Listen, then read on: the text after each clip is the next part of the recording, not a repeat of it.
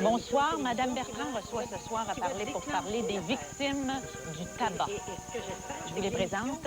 Ginette Lompré, André Barry, Reine Kenville. Moi, je commençais à fumer, j'avais 13 ans. Le docteur Alain Beaupré, Jean-Paul Tardy Comme les autres, pour être à mode. et Eva Bélanger. Mon école. Bonne soirée. Ça veut dire que j'ai fumé jusqu'à l'âge de 44 ans par la suite. Veux-tu que je te dise le nombre de paquets de cigarettes que tu as fumé? On l'a calculé. J'ai peur. 33 945 paquets de cigarettes que tu as fumé. Un bloc appartement. Presque, mais un Tu as peu près. fumé, Reine, 33 945. Ça, c'était à combien de paquets par jour? 3 000. J'ai été jusqu'à 3 paquets par jour. Oui. Et toi, tu as été... Puis je la respirais. Puis tu l'as respiré. Tu étais chauffeur d'autobus, toi, pendant Oui. des années. Oui. Tu fumais pas ça job, quand même. Non. Qu'est-ce que tu peux Ok. dire? Non. Bon. Et là, tu te réveilles à quel âge? T'as quel âge? Aujourd'hui, j'ai 47 ans. T'as 47 ans, tu te réveilles avec l'asthme, l'emphysème, bronchite chronique. Et comment tu vis ça? Très difficilement. T'es très malade? Très malade en temps de crise. Et même quand je suis bien, comme ce soir, là, ça va quand même bien. Tous les désavantages qu'on peut avoir. Par la suite, c'est pas seulement que nous autres, là. C'est notre famille qui en souffre. Qu'est-ce que c'est tes désavantages? Bon, moi, j'ai découvert l'emphysème, je dois te le dire, quand l'année passée, j'ai fait une émission avec Paul Hébert et sur les deux personnes âgées là, qui voulaient se suicider. Et comme je voulais qu'ils soient emphysémateux, j'ai demandé à un hôpital de faire visiter des personnes atteintes d'emphysème. Ouais. Est-ce que je peux te dire que Paul Hébert est sorti là en jetant son paquet de cigarettes? Et que j'ai dit, il faut montrer ces gens-là. Il faut qu'on les voie. Il faut qu'on voit ce que le tabac fait. Bon, vous allez me dire que moi, je suis pas correcte parce que j'ai jamais fumé. Mais j'ai pas fumé parce que j'ai jamais trouvé qu'il y avait quelque chose là. J'ai mangé, oui, mais j'ai pas fumé. Bon, alors, qu'est-ce que ça t'a fait, le fait d'être... Qu'est-ce que ça te fait? Quel mal ça te fait? Où tu souffres? Je peux dire que je souffre... ça devient psychologique, physique et mental. Parce que quand tu es en temps de crise, comme madame est arrivée tantôt, là, tu sais pas qu'est-ce qui va t'arriver. T'as plus d'air. T'as plus d'air. Moi, en tout cas, il y a ces périodes-là, là, je vois absolument rien. Tu cours après toi. Tu fais plus que courir, t'as beau essayer, puis il n'y en a pas autour, puis t'en manques vraiment. Là, les pompes ou quoi que ce soit, là, j'ai vu des états assez... Tu fais ça combien de fois? Par année, par semaine? Ça va beaucoup mieux depuis un petit bout de temps, mais par contre, avant ça, j'étais continuellement à l'hôpital. Tu étais toujours à l'hôpital? Oui, Pour elle, toujours avec... Le docteur Beaupré est pneumologue. Beaupré, c'est ça? Beaupré est pneumologue, et puis c'est un grand spécialiste. Tu veux lui poser une question? Oui, ben, j'ai l'impression que ces épisodes-là étaient surtout dus à ton asthme. C'était les épisodes où tu avais le bronchospasme, où les bronches se serraient et tu avais de la misère à amener de l'air à tes poumons. Mais en dehors de tes crises, est-ce que tu restes quand même avec des problèmes? Est-ce que tu peux tout faire ou est-ce que... Oh non, je peux dire que je peux pas tout faire. Parce que là, tu nous parles du pire, mais malgré tout, il te reste Malgré un tout, fond. je voudrais, mais Entre c'est les crises, impossible. là, Entre les crises, premièrement, il faut toujours essayer de rester calme au départ. Parce que la moindre émotion peut te provoquer une crise. Dans mon cas, du moins. Et puis, la cigarette, on n'en parle pas. Tous les produits aussi qui sont des nettoyants, des odeurs, la poussière. Quand tu dis tout, là, tu peux même plus tricoter à cause des petits poils, là. Là, c'est rendu critique. Tu dis, qu'est-ce que je m'en vais faire à mon âge? Tu peux pas aller dans un garage à cause de l'odeur. C'est tout. Tu peux pas sortir. Là, je sors avec quelqu'un qui peut m'accompagner. Parce que je sais jamais quand est-ce qu'il peut m'arriver quelque chose. On peut pas le prévenir, ça. Docteur, qu'est-ce qui se passe? Quand l'asthme et l'emphysème, qu'est-ce qui se passe? Ils étouffent, l'air ne passe plus. C'est ça. Ben, si on prend très rapidement un poumon, tu as des tuyaux, qui sont des bronches qui amènent l'air, puis tu as deux grosses éponges qui sont le poumon, où on échange l'oxygène. Bon. Chez l'asthmatique, c'est le tuyau, les bronches elles-mêmes, qui sont très sensibles. Qui sont plus sensibles que ceux de quelqu'un qui est normal. Et à la moindre provocation, comme les odeurs fortes, ça peut être des allergies, ça peut être des infections, ces tuyaux-là se serrent. C'est comme essayer de faire passer de l'air à travers une paille. Le meilleur exemple, c'est d'essayer de respirer à travers une paille. C'est très difficile. C'est ce qui arrive à un asthmatique. Pour les autres, des emphysémateux, eux, c'est plutôt l'éponge qui se trouve être détruite par le tabac. C'est la grande cause de l'emphysème, alors que l'asthme, c'est pas le tabac qui est la cause. Mais si on a le malheur d'avoir de l'asthme et qu'on fume en plus, on se retrouve avec deux maladies. Et là, je pense qu'elle illustre bien ça. Il y a la composante rapide de l'asthme qui se serre et puis ça se dessert. C'est ça, ça se dessert, heureusement. Mais il y a tous ces dommages qui deviennent de plus en plus irréversibles qui se font. Puis on a d'autres gens autour de la table qui, eux, ont eu plutôt les maladies irréversibles où c'est vraiment de l'emphysème. Et eux, ils n'ont pas beaucoup ces crises aiguës. C'est plutôt un essoufflement perpétuel. On n'a qu'à penser à Eva quand elle est arrivée tout à l'heure. Oui, bon, Eva qui est là, qui est branchée ce soir. C'est une fille branchée, Eva. Elle est branchée sur sa machine qu'on a cachée parce qu'elle faisait trop de bruit, elle est en arrière. Elle faisait trop de bruit. Eva, toi, tu fais de l'emphysème. As-tu fumé? J'ai fumé. Tu as fumé? De 20, disons, de 25 ans, là, aller jusqu'à... Ça fait 12 ans que j'ai arrêté, j'ai 67, aller jusqu'à 64. Tu as fumé J'ai combien? fumé un Mais bon... si je te dis combien tu as fumé un de bon paquets? bout de chemin. 14 600 paquets de cigarettes que tu as fumé, Eva. Savais-tu ça? 2 condos. Bon. Alors, qu'est-ce que... Toi, t'es planché, là, t'es pris avec ta... Ah oui, ah. Tu peux pas sortir sans ton... Si j'avais pas fumé, moi, je serais pas rendu là. Si t'avais pas fumé, t'aurais pas Mais non, rendu parce que vois-tu, là, j'ai commencé tard. à fumer, oui. Alors, c'est-à-dire, non, j'ai commencé tard à mon emphysème, à réellement en souffrir. Oui. À quel Ça âge fait- ça a commencé? 65? Oh non, ça fait moins longtemps que ça. Ça fait 4 ans, le docteur Cartier, de l'hôpital de Cartierville, là, qui me soigne, là.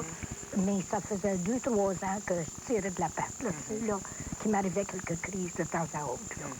Mais j'avais pas les médicaments, puis j'avais pas tu sais, Souvent, ce qui arrive dans ça, c'est que la maladie se développe de façon insidieuse. C'est ça le danger de la cigarette et de l'emphysème, c'est qu'on s'en aperçoit pas. Ça vient petit à petit, mais elle était probablement limitée, mais ça n'en apercevait pas parce qu'elle faisait pas beaucoup de choses, jusqu'à ce que ça devienne mais vraiment effrayant. Puis là, il était trop tard. Elle ne pouvait pas revenir en arrière. C'était pas comme l'asthme où tu reviens. Et ça, tu peux pas revenir en arrière, ça se guérit pas. Non, la destruction de l'emphysème, c'est irréversible. On peut améliorer la composante de bronchite, l'inflammation des bronches qui va avec le Il tabac. n'y a pas de remède qui guérit ça. Non. Ça se guérit pas. Toi, qu'est-ce que c'est tes journées? Ben moi, je suis pas mal active. Mais vois-tu, disons, là, par exemple, j'ai 2 caniches, puis j'ai des oiseaux. Alors, il faut que je nettoie les oiseaux, il faut que j'entretienne les caniches. Alors, je vais travailler 5 minutes, puis je vais me reposer 10 minutes. Je travaille, puis je souffre comme quand je suis arrivée à soir. Ouais. Puis je Quand tu es arrivée ce soir, là, on a eu peur, là. Non, non, il n'y avait pas de... Ben non, mais ça râlait, ça, madame, Tu là. sais que les gens paniquent autour de nous. Oui, quand parce on que est ça- ancré. oui. Oui. Ça, je fais ça 10 fois par jour, moi. Rien que descendre l'escalier, là, puis aller répondre à la porte, là. Tu râles. Oui, là, je m'assis, là, puis je suis Probable- obligée de récupérer, là, puis ensuite, je remonte, je recommence encore. Probablement que même des petites choses comme manger, comme te laver, Ah oui? c'est Ah, des... laver, c'est terrible, hein, ça demande une grande volonté, puis... Ça prend beaucoup d'énergie. Très Oui, épuisant. oui. Tu es très, très maigre. Est-ce que c'est dû à ça? Oh mon Dieu, c'est grave. Tu pèses 58 livres. Ouais, ça, la cigarette a tout rongé, ça, là. Oui. Parce que moi, j'ai arrêté de fumer, c'est pourquoi? Parce que je maigrissais. Oui. Mais j'étais encore bonne, je pesais 70. Puis là, ben, on a tellement mangé, il en reste 58. 58. Ouais, 58. C'est causé par le Pas tabac. fort, ben, probablement, hein, Qu'est-ce que tu en penses de ça? parce que j'ai pas fait d'autres Oui, affaires c'est- dans la vie Tu n'as fait rien d'autre que avoir fumer. fumé. Pourquoi tu fumais? Qu'est-ce que ça te Ben, donnait? quand tu disais, toi, hein, tu gardais un paquet, tu fumais pas. Mais moi, je le fumais, mais c'était chic. C'était chic. C'était chic. Moi, je gardais un paquet dans mon sac à main pour pas avoir l'air quétaine, parce que dans... Aujourd'hui, c'est plus chic, hein? Non, je sais que c'est plus chic, là. Pas tout aujourd'hui. Le regrettes-tu d'avoir fumé? Bien, certain, si j'avais su. Mais aujourd'hui, ils savent aujourd'hui. Ils ont pas On ne d'excuses. savait pas, nous autres. Ils n'ont pas d'excuses. On n'avait pas la télévision pour nous... on n'avait pas d'exemple. On n'avait pas des évôts devant nous autres pour nous dire qu'est-ce que ça pouvait apporter. Puis, on avait des exemples curieux, on avait des exemples de beaux gars. séduisant au cinéma américain, qui fumait puis qui envoyait à fumer dans la figure de la fille. Là. La fille, elle aimait ça. Aujourd'hui, les filles diraient « Wesh! » Pousse-toi. Tu sais, comme Humphrey Bogart. Humphrey Bogart, oui, c'est ça, oui. Comme aujourd'hui, c'est des filles qui envoient la boucane dans la figure des gars. Parce que tu me dis que ce sont les femmes qui fument le plus. Ben, actuellement, surtout au niveau des jeunes femmes. C'est là qu'on retrouve le plus grand nombre de nouveaux fumeurs. Ce sont des jeunes femmes autour de 20 ans qui vraiment sont les nouvelles fumeuses. Là, on voit ça. Toute la publicité des compagnies de tabac est axée vers cette population-là, sur les femmes. Soyez mince et fumez. Oui, soyez libérés, fumez. Soyez une femme moderne, fumée. C'est pas les femmes. Puis on se laisse avoir avec ça, nous autres. Ben, il semble que oui. Il semble que oui, puisque les femmes fument davantage que les hommes. Tu sais, la meilleure preuve qu'on a, c'est tous les maladies qui sont reliées au tabac, comme le cancer du poumon, comme la bronchite, l'emphysème. Quand on regarde un peu la proportion d'hommes et de femmes, on s'aperçoit qu'il y avait beaucoup plus d'hommes que de femmes auparavant. Par exemple, en 80, quand j'ai fini mes études, c'était normal, quand on voyait une tache sur une radiographie des poumons chez une femme, de ne pas penser que c'est un cancer du poumon. Maintenant, en 90, on s'aperçoit que ça a évolué. Les femmes ont commencé à fumer 10 ans plus tard. Et ça suit. 10 ans plus tard, il commence à avoir autant de cancers, autant de bronchites chez les femmes que chez les hommes. Bon, on a Ginette qui a un cancer du poumon, qui est ici. Ginette, d'abord, je voudrais... Merci d'être venue. Hein. Je sais que pour vous autres, c'est un peu compliqué, mais vous avez un message à laisser. Il ne faut pas fumer. Ginette, qu'est-ce que tu faisais, toi, qu'est-ce que tu faisais dans la vie, toi? Moi, j'ai commencé à fumer à l'âge de 14 ans pour... c'est ça. Faire comme les autres. Faire comme les autres. Puis, en fin de compte, ben, tu commences une cigarette, 2 cigarettes, un paquet, tu sais. Tu t'imagines pas que ça va arriver là un jour, tu sais. Puis, à un moment donné, tu augmentes ta consommation. C'est un demi, c'est un paquet. Tu tousses un petit peu, tu continues. Tu penses pas que c'est grave, tu sais. Ben, tu tousses. J'ai trop fumé hier. Hier, oui. Hier. Aujourd'hui, il m'a fumé moins, mais à un moment donné, la vie, tu sais, ton travail reprend, puis là, tu fumes, tu t'en rends pas compte. Mais comment tu as découvert que tu avais un cancer du poumon? Ben moi, tu sais, je l'ai découvert avant même de... Attends que je te dise combien de cigarettes tu as fumé dans ta vie. Ginette. Mais 19... Ben, c'est pas trop pire, toi. 19 610 paquets. Ah, mais deux, c'est quasiment 20 000. Je pense que tu as fumé plus que ça. Oui. Madame Londré, on serait porté à penser que ça fait plus de ravages que ça, le cancer du poumon. Je vous regarde, puis vous êtes tellement belle, hein, Madame Bertrand? Oui, mais... On a de la misère à croire ça, on dirait. Des choses... Elle vient de perdre tous ses cheveux parce que tu sors de tes traitements de chimio. Oui, puis la chimio, c'est très difficile. Tu sais, Jeannette, si j'avais su, là, j'aurais jamais touché à ça. Jamais. On ne peut pas revenir sur le passé. Non.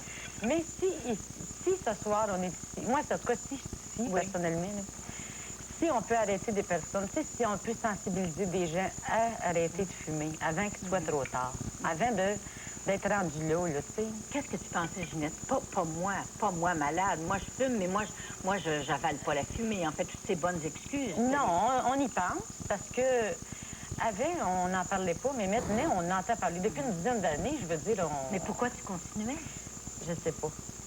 Je sais pas pourquoi. Ben là, c'est l'habitude. C'est vraiment l'habitude. Tu sais, quand j'ai arrêté, là, je me suis rendu compte que c'est pas si difficile que ça d'arrêter de fumer. Ah, je me suis surprise. J'ai dit, vois-tu que c'était si facile? Parce que dans le fond, c'est que faut notre raison soit meilleure, tu sais, que tu sois très bonne. Oui. C'est tout. Et tu as raison, toi, c'est que le médecin te disait que tu avais un cancer du poumon. Oui. Est-ce qu'il y a un cancer du poumon grave? Oui. On me donnait sans traitement 3 mois. 3 mois à vivre sans traitement. Oui. Mais ça peut être si facile à exempler tout ça. Là. Puis la chimiothérapie, c'est pas facile, hein? Oui. Tous les traitements, tout ça. Puis là, c'est là que tu réalises. Je sais pas pourquoi il faut attendre si tard, si loin. Pour comprendre. Je sais pas. Je sais pas pourquoi. Il me semble qu'il doit y avoir des gens, là, qui... Moi, des fois, je dis ça aussi. Il me semble qu'il doit y avoir des plus intelligents, pas qui vont comprendre avant moi. Je dis, je vais faire arrêter mes sœurs. Tu sais, je me disais, en tout cas, ça va peut-être arrêter. Tu sais, dans ma famille, j'ai mes sœurs fument. Ça me fait de la peine quand je les regarde de respirer, puis qui ont peine à respirer. Puis je me dis, arrêtez de fumer. Vous avez l'exemple devant vous autres. Tu sais, moi, je suis là, puis... Le cancer du poumon... Elle a quasiment l'air trop en forme. Mais docteur, le cancer du poumon, avant, c'était un cancer d'homme. c'est rendu un cancer moitié-moitié, Paul. Chez la femme, ça a doublé depuis 10 ans. Alors que chez l'homme, ça continue d'augmenter, mais chez la femme, c'est astronomique. C'est devenu... Les femmes meurent autant de cancer de poumon qu'ils meurent de cancer du sein. C'est devenu aussi important que ça, dans le moment. Alors, nous, on en voit maintenant tous les jours. Moi, où je travaille, je vois probablement 1 ou 2 patientes mourir par semaine d'un cancer du poumon. Ah, c'est une maladie... Et c'est causé par le tabac. Ah, carrément. Carrément. Il n'y a aucun doute là-dedans. Bon. Quoi que les compagnies... Alors là, j'en entends chez eux qui disent, mon grand-père, qui a fumé toute sa vie, il est mort de sa belle mort. Qu'est-ce que tu réponds à ça? Il a été chanceux. Oui, il était chanceux de grand-père. Parce que si je regarde tous les gens qui sont morts à cause du tabac, il y en a de modus de gang qui sont morts. Les 5 premières causes de mortalité au Canada, au Québec, sont carrément reliées au tabac. C'est la maladie. C'est la cause de maladie OK. qu'on Le pourrait tabac prévenir. cause quoi? L'emphysème, la bronchite chronique qui cause la mort, maladie cardiaque, Oui, le cancer du poumon, cancer du poumon, puis le cancer du larynx aussi. le cancer du larynx. C'est pas juste la mort. Non, Jean-Paul, oui. Juste, je pense que c'est important, effectivement. C'est pas juste la mort qui est le problème. Parce que d'une certaine façon, quand on est mort, c'est fini. Ce qui est effrayant avec le tabac et les maladies que ça cause, ce sont des maladies chroniques. C'est des maladies avec lesquelles il faut vivre tout le restant de ses jours. Quand tout le restant de ses jours, on n'est pas capable de rire, on n'est pas capable de pleurer, on n'est pas capable de manger, de s'habiller parce qu'on est trop essoufflé, c'est quasiment pire que de mourir. C'est mourir à petit feu. Oui. Tu penses, c'est vrai, ça? C'est vrai, parce que c'est... Oui. Toi aussi, André, t'as l'emphysème? Oui. Oui. Et t'es très jeune. Quel âge as-tu? Moi, j'ai 39 ans. T'as 39 ans et tu souffres d'emphysème. Mais t'es très jeune pour souffrir d'emphysème. Le problème, c'est que ça fait 10 ans Ça fait 10 ans que je le sais. que tu le sais. J'ai eu les premiers symptômes, les premiers essoufflements. Oui. Ça fait 10 ans. C'est dur, la vie. C'est dur. Qu'est-ce que tu peux pas faire? À partir du moment où on s'éveille le matin, on se ouvre les yeux, là, on commence, on sent tout de suite l'essoufflement. On va à la salle de bain, on a de la misère. Il faut prendre nos médicaments avant d'y aller. Ça, c'est difficile. On va pour aller déjeuner. On a une vitesse, c'est la vitesse lente. On est des tortues humaines. Oui. À 39 ans, je me retrouve tortue humaine. Que j'ai une vitesse, puis c'est pas vite. Il n'y a rien que je peux faire rapidement. Même parler, souvent, c'est difficile. Là, évidemment, c'est quand vous êtes en crise ou c'est tout le temps? C'est tout le temps. C'est tout le temps. Ça, c'était pas... Là, en ce moment, On t'as est de la en misère. crise. Là, en ce moment, t'as de la Continuelle. misère? Oui. T'as de la misère. T'as de la misère à respirer. C'est difficile d'aller chercher ton souffle. Oui. Mais ça, c'est 24 heures par jour. Oui. Souvent, on se réveille de la nuit. Puis, on a de la misère à respirer. Il n'y a pas à dire, on est couché, Alors, ça veut dire pas de sport, pas de sortie. Ah, pas grand-chose. Tu restes à la maison. On fait ça à la maison. On essaie de bricoler un petit peu, parce que tout de même, on ne peut pas se passer la journée longue, là. Non, pas à 39 ans. Pas à 39 ans, mais quand tu regardes ta femme, puis tes 3 enfants, ça fait mal. Puis là, tu commences à regretter tes premières cigarettes que tu as prises quand tu avais 13 ans. T'as commencé à fumer à 13 ans. Oui. C'est la cigarette qui a déclenché la maladie que j'étais porteur. Oui. Parce que c'est peut-être un emphysème un peu spécial. Oui, un congénital, oui.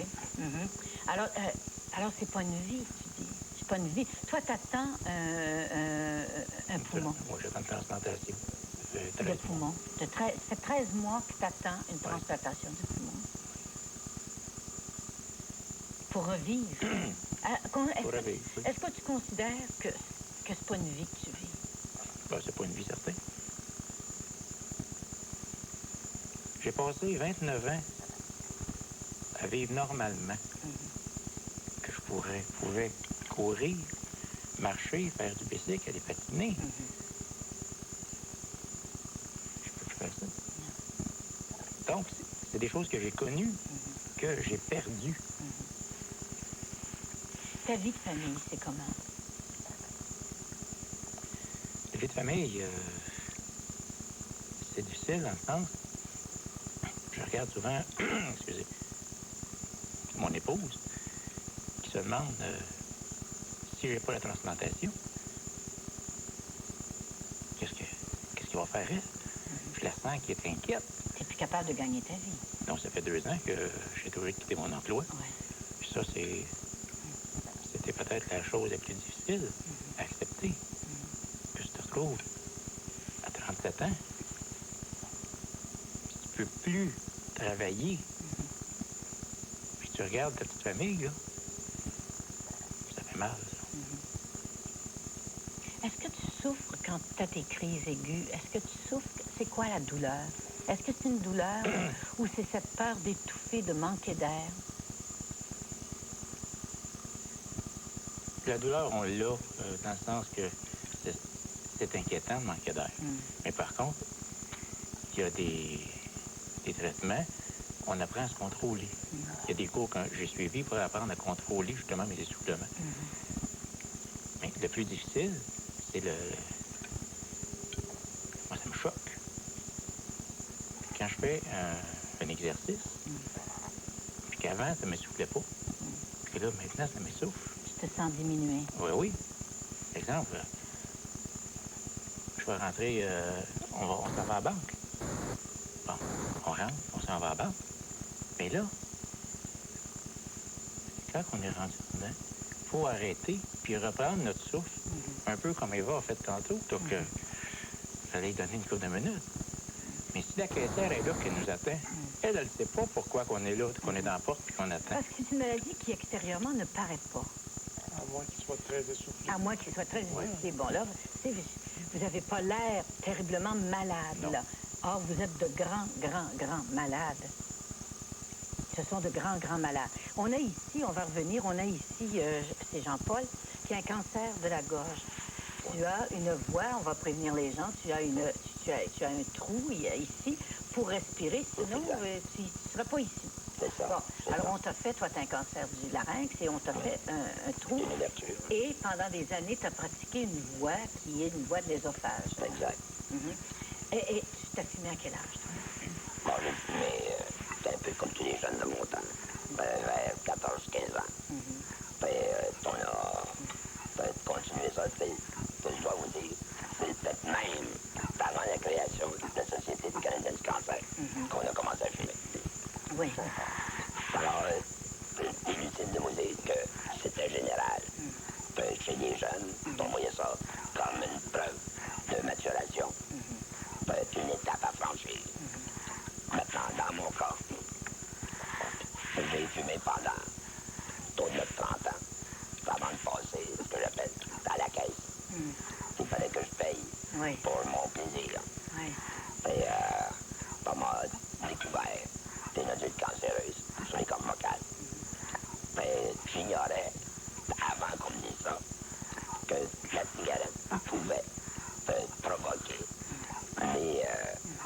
cette forme-là de cancer. Je pensais toujours que c'était le cancer du poumon. Alors, comme tes radiographies pulmonaires annuelles ne révélaient pas de problème de ce côté-là, j'ai dit, tu n'as aucune raison d'arrêter de fumer. Mais quand on m'a dit que j'avais des nodules cancéreux sur les cordes vocales, c'était une autre histoire. Et la seule chance que j'avais de survivre, c'est d'accepter de perdre les cordes vocales puis mon larynx. Alors que tu es un homme de communication, de parole, tu as été directeur de la CECM, et puis alors tu te retrouves, quand on fait ce trou-là, tu te retrouves là, mais sans pouvoir parler, sans voix complètement. Et de fait, c'est par mes efforts constants, pendant quelques années, qu'on réussit. Parfois, je ne sais pas toujours, à développer une voix comme celle-là. C'est une voix qui met en cause l'œsophage, alors que tu n'as pas accès au système respiratoire. Est-ce que ça te gêne d'avoir un trou au larynx? Oui. Ben, d'abord, il faut dire que ça limite un certain nombre de fonctions. D'abord, puis on y pense comme il faut, mon odorat ne fonctionne plus. Ah bon? Deuxièmement, le goût est atténué. Je goûte moins qu'auparavant. Il y a toujours des problèmes de sécrétion. La natation, il ne faut pas y penser. Maintenant, il faut dire aussi que c'est un peu d'estime de soi qui est amoindri. C'est exactement comme chez les femmes qui perdent une partie de leur anatomie. Il y a des femmes d'ailleurs qui sont laryngectomisées. Je trouve la situation très pénible. T'as regretté d'avoir fumé? Je le regrette tous les jours. Tous les jours. Parce que j'ai perdu l'élément principal de la joie de vivre, de la communication. D'après moi, la communication, c'est essentiel dans la joie de vivre. Est-ce que tu parles moins maintenant que tu as cette voix-là? Est-ce que tu es porté à moins parler, puis à te taire, puis à laisser parler les autres? Oui, mais tout naturellement, on est moins porté à parler. Et quand on va dans une réunion, le ton ne peut pas se faire entendre. Parce que c'est une voix qui n'a pas de volume. Est-ce que c'est vrai ce que j'ai entendu raconter, qu'il y avait des hommes et peut-être des femmes qui sont laryngectomisés et donc ils ont ce trou là, par où ils respirent et qui fument malgré tout? Oui, malheureusement, il y a encore des personnes qui fument. Malgré que, comme je disais tantôt, à cause du changement dans le système, ces personnes-là n'éprouvent même pas le plaisir d'inspirer la fumée. Ça veut dire que la fumée que ces gens-là prennent va directement dans leur système digestif. Docteur, qu'est-ce qui fait que les gens aiment tant ça? J'en parle là parce que je peux pas savoir, j'ai jamais fumé. C'est-tu le goût? C'est-tu l'habitude? C'est-tu se mettre quelque chose dans la bouche? Ça occupe une main. Ça occupe une main. Ouais. Ça occupe une main. C'est-tu la nicotine qui serait une drogue dont tu as besoin? C'est quoi? C'est tout ça. Puis effectivement, il faut avoir déjà fumé pour vraiment le sentir et avoir dû arrêter. Oui. Mais la nicotine est une drogue, comme tous les autres drogues, il y a une dépendance. Alors, si on essaye d'arrêter, on passe à travers un sevrage. On est énervé, on se sent mal. C'est vraiment un sevrage qui dure quelques jours, mais déjà, c'est quelque chose de majeur pour nous empêcher de fumer. En plus, il y a toute la dépendance psychologique due au geste, au rituel. Et c'est une compensation. Une compensation rapide, instantanée. On ne trouve pas assez fin, je me prends une cigarette pour me récompenser, c'est une récompense. J'ai juste ça plaisir. J'ai juste ça plaisir d'envie. Bon, les excuses... C'est ma seule dépense. C'est ma seule dépense. Bon. Alors, c'est tout pour ça qu'on fume. Exactement. Finalement, c'est agréable. Faut pas se le cacher. Pour ceux qui fument, ils aiment ça. Au début, non, parce que au début, dans le fond, on a la vérité. Quand on commence à fumer, on s'aperçoit ce que c'est, on se met à tousser, ça pue, on n'est pas bien. Puis, on s'habitue à ces effets-là et on aime la stimulation que ça donne, le geste. Il y a une on est bien. Puis en plus, on a toutes des choses extérieures qui nous influencent, qui nous disent que si on fume, on est bon, on est un homme viril, on est un vrai gars, on est rendu un homme comme il faut, les femmes vont nous aimer, la publicité que tu disais. Maintenant, pour les femmes, ils vont devenir des belles femmes libérées, professionnelles. Pour les jeunes, toute la publicité autour du sport. Regarde toutes les annonces de tabac qu'il y a sur le sport. Si on est un grand sportif, c'est l'aberration, ça. Des belles annonces dehors, au grand air, en train de faire un beau sport, la cigarette au bec, pour prendre de l'air. Bon, tout ça fait qu'on est conditionné à fumer. Et il y a tellement peu de messages, tellement peu d'émissions comme celle-ci pour passer le message que non, il ne faut pas fumer, oui, il faut arrêter, que les gens ne se sentent pas vraiment convaincus. Ou alors, il n'y a pas de pire sourd que celui qui ne veut pas entendre. On disait que les gens ont entendu parler, ils savent que ça existe, mais c'est pas pour moi, c'est pour les autres, j'y crois pas. Mais il paraît qu'il y a 75% des fumeurs qui veulent arrêter. Pourquoi ils n'arrêtent pas? Mais est-ce qu'ils veulent arrêter? Vraiment? Ils veulent. J'ai voulu arrêter. T'as voulu? 20 quelques années. Oui. Mais je voulais pas vraiment. Tout le monde veut l'arrêter. Oui. Eva, tout le monde veut arrêter. Oui, je suis positive. Ceux qui le disent pas, là, c'est parce qu'ils veulent pas le dire. Je suis positive, moi, que tout le monde qui fume, là, Ils veulent arrêter. qui nous entendent, là, qu'ils soient francs, là, ils veulent arrêter, mais ils le diront pas. Ils veulent... Alors pourquoi ils n'arrêtent pas, d'après toi? Manque de volonté. Oui. Manque de motivation? De raison. Motivation, peut-être. Mais de vous voir, là, emphysème qui t'empêche de travailler, qui t'empêche de jouir de la vie, des petits plaisirs de la vie, comme faire une marche dans la neige. Oui, mais comme... ça leur arrivera pas, eux autres, ça. Non. Eux autres, ça leur arrivera pas. Non, même pour nous autres, ça. Oui. C'est jamais pour nous autres. Nous autres, Oui, mais peut ça pas va leur nous arriver arriver, encore Nous nous. d'autres. autres, ça pouvait pas vous arriver Non, non on ne plus. peut pas être malade, nous autres. Mais non, C'est impossible. Quand tu commences, tu penses pas comme ça. c'est ça. Il y avait des belles chansons, tu disais, ben, c'est la cigarette. Puis même que tu laissais allonger les ongles pour avoir de beaux ongles, puis ça montrait tes ongles, la Ça cigarette. paraissait bien. Il y avait toutes sortes de choses rattachées à la cigarette. Oui. Puis, Encore, tu penses? Encore? non. Non. Mais c'est pas vrai que les gens... Je pense que... Tantôt, on en parlait là, dans le studio. Puis, je pense que les gens pensent que on ne fume plus, ce qui n'est pas vrai. Il n'y a eu que 20 de diminution. Ah oui, mais... Et le Québec est un record au Canada. Ce sont les Canadiens français qui fument le plus, c'est vrai, ça? C'est ça. Oui, Ben, donc, il y en a peut-être des nouveaux qui remplacent. faut quand même se Peut-être donner, plus, faut se donner un peu de mérite parce qu'on a quand même réussi à diminuer la consommation de tabac. On a passé, il y a 10-15 ans, 55 des gens qui fumaient. Maintenant, au Canada, dans l'ensemble, il en reste 30 Mais au Québec, on a encore pas loin de 40 qui fument encore. C'est mieux que c'était... Il y a c'était pas 40 encore trop. qui fument encore. On a l'impression qu'on fume pas. Tout le monde se dit, oh, il n'y a personne qui fume. Les gens sont de plus en plus sensibilisés. Oui. C'est rare, même les gens qui fument, c'est amusant. Avant ça, c'était celui qui fumait pas, comme tu disais, tu te sentais toute mal Ah, de tout pas à fumer. fait, tout à fait. Maintenant, Il les- manque quelque chose. Tu sais, Et je me maintenant, dis, les fumeurs, c'est eux autres qui sont plus corrects. Puis ils n'aiment pas ça, mais ils sentent de plus en plus de pression pour arrêter de fumer. Oui. Ça explique probablement pourquoi la plupart ont déjà pensé, veulent arrêter de fumer. Docteur Beaupré, c'est-tu vrai que quelqu'un qui fume pas, qui reste avec quelqu'un qui fume, c'est aussi pire, c'est comme s'il fumait? Ben, aussi pire, pas aussi pire que tu fumes, mais il y a quand même des risques associés. De plus en plus, on commence à croire que les épouses qui ne fument pas, de fumeurs, peuvent développer des cancers du poumon. Ça, c'est une façon de tuer ta femme sans être inculpé. mon Dieu, crime parfait. Oui. C'est le crime Tout le monde parfait. qui saute autour de la table ici, là, vous pourriez pas rester avec du monde qui fume, là. Ben non. Non. Ben non. Je peux pas, là. Ouais. Non. Ouais, oui, c'est- je pourrais. Ouais. Je peux, mais ça pue. Je trouve que ça pue. Oui, maintenant. il y a une affaire importante, on parle de l'effet du tabac sur les autres. Il ne faut pas oublier de parler des enfants. Les enfants sont nettement touchés par ça. On sait que les enfants de fumeurs ont plus de bronchites, ont plus de problèmes respiratoires.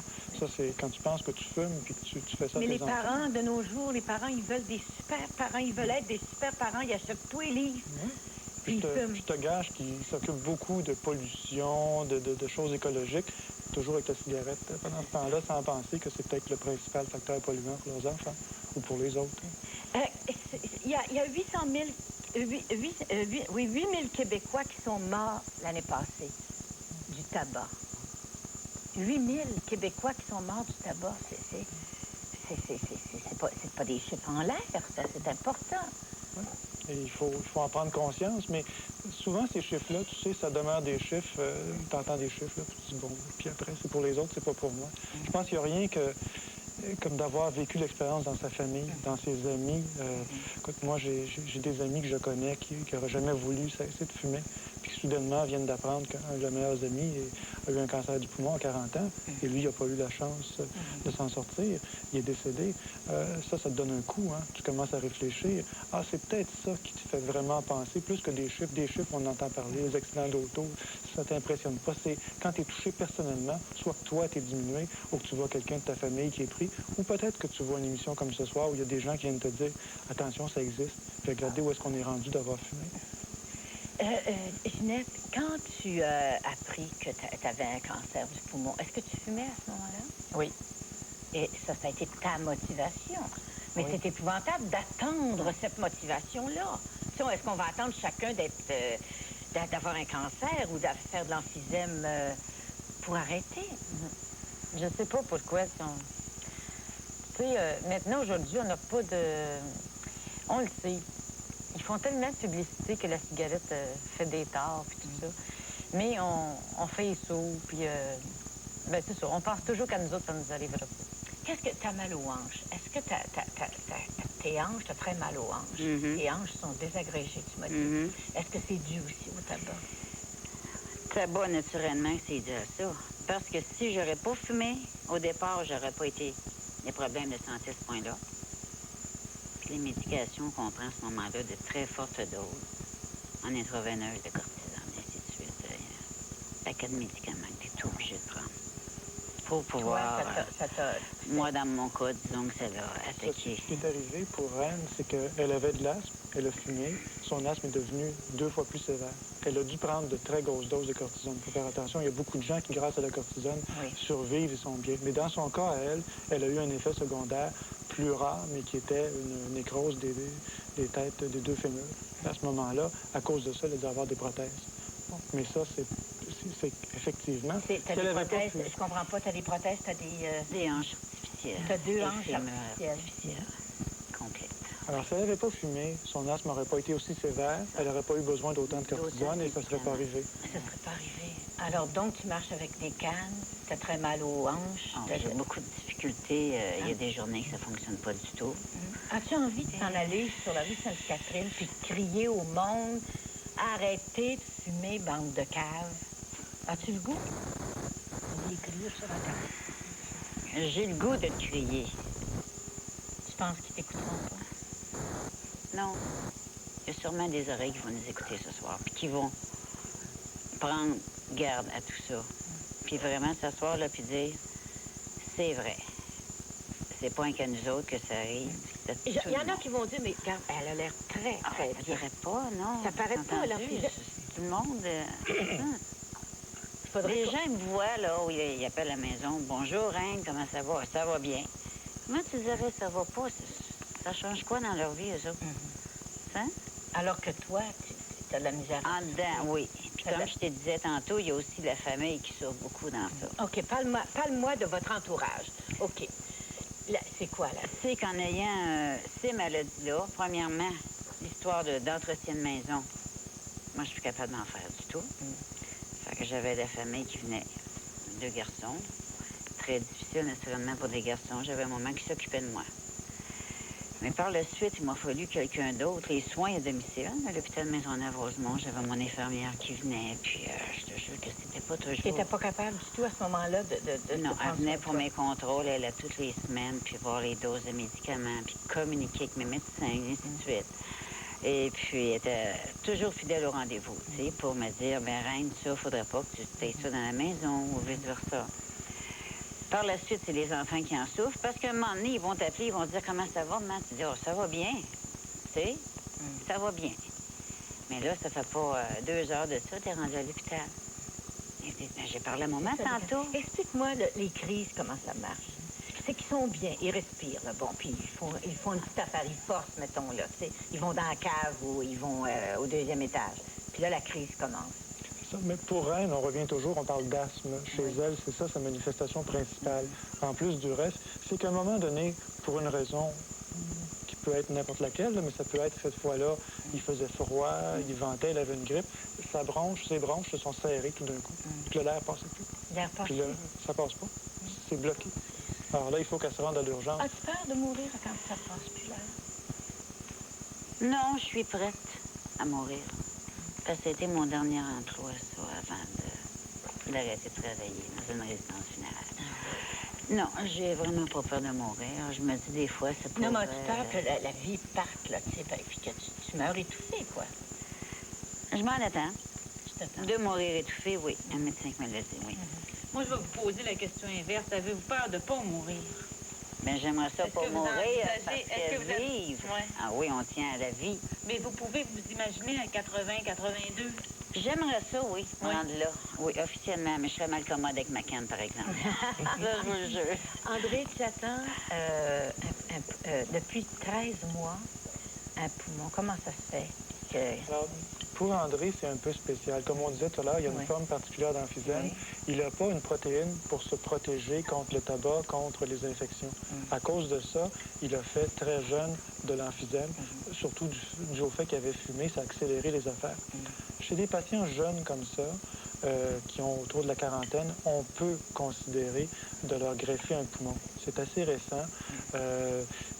C'est pas sans risque. Mais c'est rare, les poumons. C'est rare actuellement.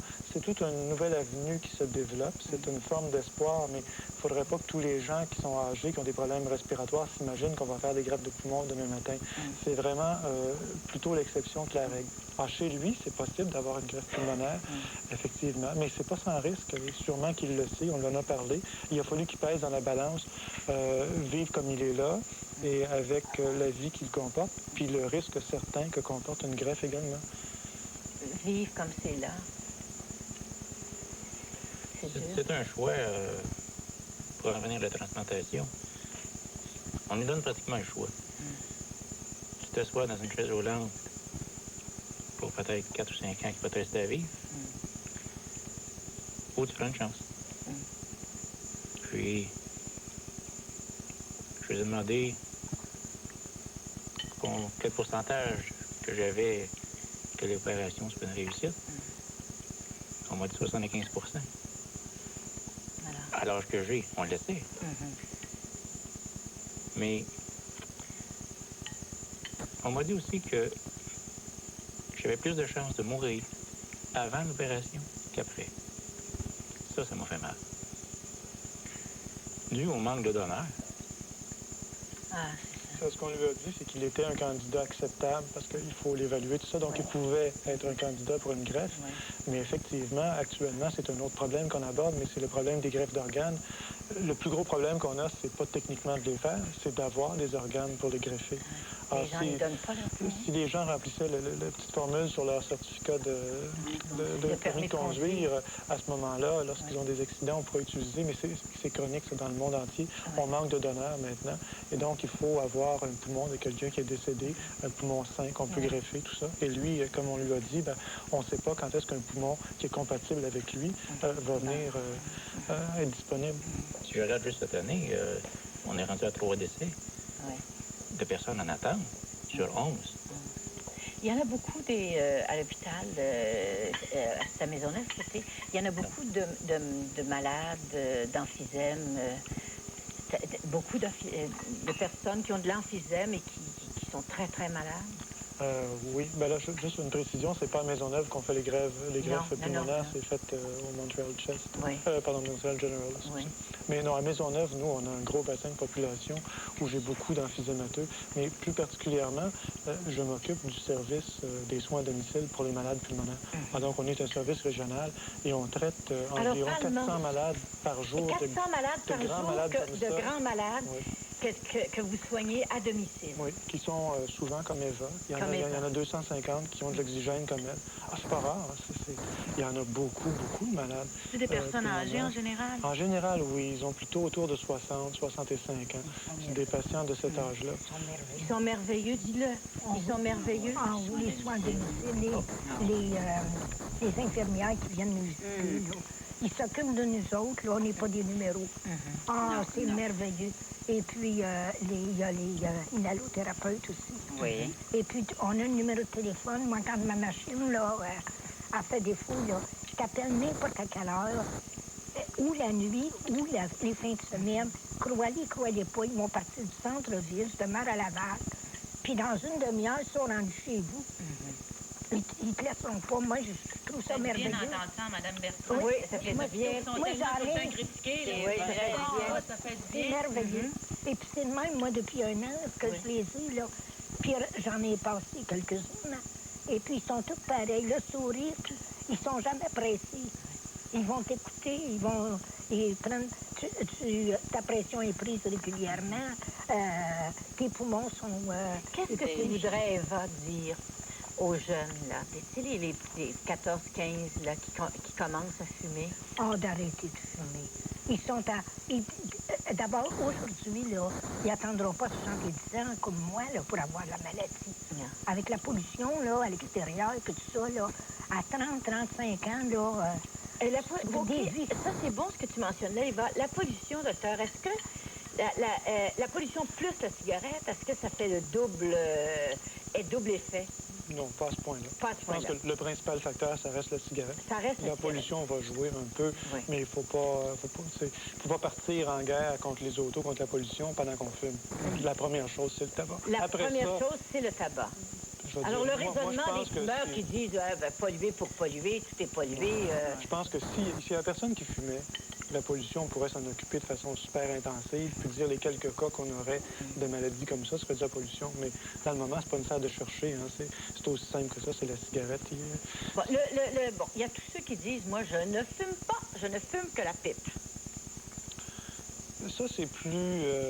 Ou je ne respire pas. Ouais, non. Enfin, mon impression, c'est que la plupart le respirent de toute façon. Même s'ils disent qu'ils ne Oui, respirent pas. c'est ça. Ceux qui fument la pipe peuvent avoir d'autres formes de cancer. Cancer de la langue, cancer des lèvres, cancer également du larynx. Et puis, ils finissent tous, finalement, par en fumer. Si tu me demandes, c'est peut-être un peu moins pire. Il y en a peut-être un peu moins qui va dans le poumon, mais au total, là, je pense que c'est pas beaucoup mieux. Bon, parlons des... Est-ce que quand vous avez arrêté de fumer, vous autres, vous aviez des raisons sérieuses? Ceux qui en ont pas tellement, les thérapies qu'on offre partout, est-ce que c'est bon?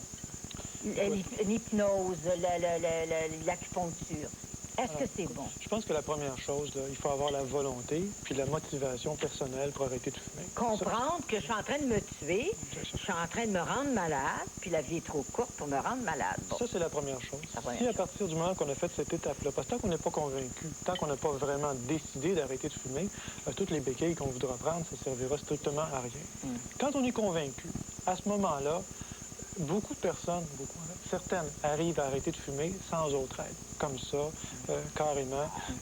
Ça, c'est parfait. Il y en a d'autres qui ont besoin d'autres formes d'aide. Et à ce moment-là, je ne ferai pas de comparaison entre les différentes méthodes, tout ça. Je pense que tous ont leurs avantages, tous ont leurs mérites. Il y en a certaines qui sont probablement un peu meilleures que d'autres, mais ça vient aider l'étape principale, qui est d'avoir pris une décision un jour, d'avoir trouvé peut-être pourquoi on fumait, d'avoir identifié ces problèmes-là, d'avoir pris la décision d'arrêter. Identifier pourquoi on fumait. Bon, ça pourrait être quoi? Pourquoi on fume? Ah, là, il faut faire son Pour se récompenser, bon, on va en faire un examen là, pour se récompenser. Dans le stress. Pour enlever le stress, pour savoir quoi faire avec ses mains, pour Ça empêche de manger, pour pas engraisser. parce que ça coupe l'appétit, c'est vrai, bon. Pour s'affirmer. Pour s'affirmer. Oui, aussi. Les filles, pourquoi les filles fument? Pour faire comme les petits gars? Je sais pas, là. C'est chic. C'est encore chic. C'est toute la publicité dont on parlait tout à l'heure. C'est subir la publicité. Bon, ça. OK, quand on a reconnu pourquoi on fume, parce qu'on ne peut pas parler sans fumer, parce qu'on ne peut pas prendre un café sans fumer, parce qu'on ne peut pas prendre un verre, ça va de pair, OK? Bon. Si on arrête tout seul, OK, on est capable. Et si on n'arrête pas, est-ce qu'on ne sent pas, je suis pas capable, donc je ne fais pas rien, donc je ne vais pas me mettre un autre échec sur le dos. Il y a une chose qu'il faut immédiatement dire, c'est qu'il y a beaucoup de gens qui n'arrêteront pas la première fois. Ils vont arrêter la deuxième, la troisième, la quatrième fois. C'est un processus, il ne faut pas s'inquiéter de recommencer. Il faut persévérer. Et après plusieurs essais, à un moment donné, ça sera le bon. Il ne faut pas parce qu'une fois on a recommencé à fumer, dire ça ne sert à rien, j'y arriverai jamais. OK. Bon, maintenant, toutes les méthodes, t'es sûr là, qui sont bonnes, toutes les méthodes? Il n'y en a pas des meilleures là, pour le profit des téléspectateurs? Ben, écoute, il y en a une qui semble donner de bons résultats. Elle est plus médicale. C'est un peu discutable, mais je pense que quand même on peut en parler. C'est l'utilisation de la gomme qui contient de la nicotine. Alors, sous prescription. Sous prescription. Oui, je connais des gens, moi, la gomme Nicorette, je connais des gens qui ont arrêté de fumer avec ça. Mais il y a une, faut le dire, là, il y a une façon, on la mange pas, cette gomme-là. Il faut comprendre qu'est-ce qu'on fait. Lorsqu'on prend la gomme Nicorette, on prend de la nicotine. Bon, alors, le but de ça, c'est de perdre l'habitude, le geste et tout ce qui est associé au bâton, à la cigarette. Bon. Mais pendant ce temps-là, la Nicorette va servir à remplacer ton besoin de nicotine, à ne pas faire de sevrage. Et donc, tu vas mâcher cette gomme-là, on va en parler comment tout à l'heure. Et ça te permet, au bout de 1 ou 2 mois, d'avoir perdu l'habitude. Puis après ça, ben là, il va falloir que tu fasses ton sevrage. De la gestuelle. Les doigts, tout ça, tout ce qui est associé, tu manges, tu prends ton café, tu te lèves. Bon, une fois que tu as perdu ça, il faut que tu fasses ton sevrage de la gomme elle-même, en diminuant la gomme. Alors, la gomme, une des choses qu'on voulait dire, c'est que quand les gens la prennent, il faut bien se rappeler qu'il ne faut pas la mâcher, comme on mâche une gomme ordinaire. C'est une gomme qu'on mâche à peu près une fois par minute. On la mâche pour libérer un peu de substance et on la met entre la lèvre et la gencive, puis on la laisse fondre pendant 1 minute, de façon à ce que la nicotine s'absorbe tranquillement. Il ne faut pas la mâcher comme de la gomme ordinaire, sinon on a mal au cœur. Oui, c'est ça, on se sent mal. Et ça marche. Écoutez, il reste très peu de temps. Vous avez quelque chose, je voudrais que chacun vous disiez quelque chose. Qu'est-ce que tu veux laisser? Qu'est-ce que tu veux venir dire à l'émission? Moi, je vais dire aux gens, là, de ne pas avoir peur, de prendre leurs décisions immédiatement. Ça donne rien de dire, ah, demain. Demain, il va être trop tard, peut-être. Fait On que se lève, pourquoi là, pas on le jette faire, le là, paquet. tiens. Fini. Parce que c'est pas une pour les autres, c'est pour eux autres. Ça me fait aussi. penser à quelque chose que vous dites. Il y a beaucoup de monde qui n'ont pas l'impression d'être fumeurs parce qu'ils se sont gardés une cigarette après chaque repas. Oui. Puis, je veux dire, ils ont comme tout le petit rythme, là. Est-ce qu'ils ont raison de ne pas avoir peur, ce monde-là? Le problème, c'est que c'est très rare les gens qui ne fument que 3 cigarettes par jour. La plupart qui réussissent à baisser comme ça, au bout de quelques jours, Ils quelques ont semaines, monté. ils reviennent, tout ça. André, qu'est-ce que tu veux dire au monde? Que même si on essaye 5, 6 fois, c'est peut-être la prochaine fois qui va être la bonne. Ah, c'est bon, ça. Ah oui, c'est la... Moi, ça m'a pris 7 fois, 7 fois avant d'arrêter. mais j'ai réussi. OK. Ginette, qu'est-ce que tu veux dire? Moi, je dirais cesser de fumer. Si j'étais capable, vous êtes tous capables. OK. Jean-Paul, qu'est-ce que tu veux dire? Moi, je dis, survivre, c'est quelque chose. Mais avoir une bonne qualité de vie, c'est encore mieux. Mais pour ça, ben, il faut éviter d'être mutilé pour une raison ou pour une autre. Eva, Surtout à cause du qu'est-ce que cancer. tu veux dire au monde? Oh mon Dieu, arrêtez pour l'amour du ciel. Si vous ne voulez pas porter ça, le restant de vos jours. Oui. Parce que réellement, c'est pas des farces. Vivre attaché De à... vivre attaché à un fils. C'est pas des farces. Tout ça pour avoir fumé. Mhm. Puis pourtant, moi, je fumais pas. Si j'avais eu fumé plus que je fume un paquet par jour que je fumais à peu près, si j'avais fumé plus, ben. Tu aurais eu l'emphysème plus tôt. Oui, puis en plus de ça, je pense que je suis plus là pour le porter, je crois. Oui. Parce que c'est bien sûr de. Alors, je pense qu'on peut suggérer, on doit vous dire bonsoir, je pense qu'on peut juste vous suggérer avant de partir qu'il y en ait 1, 2, 3, 4. Vous vous sauvez la vie, jetez le don, votre mauvais paquet de On cigarettes. entend souvent du monde qui disent « Mon grand-père a fumé Bonsoir. jusqu'à 80 Ben oui, ans, ben oui. puis il est pas mort, Ben il est non. même pas mort de Ben ça. oui, Puis ben ça, oui. qu'est-ce que- Ben oui, C'est chanceux. il était chanceux. Il était chanceux. C'est des exceptions à la règle. Ah ben, il a travaillé dehors tout le temps, puis ça joue. Il y en a qui disent « J'ai travaillé. » Non, non, c'est toujours l'exception.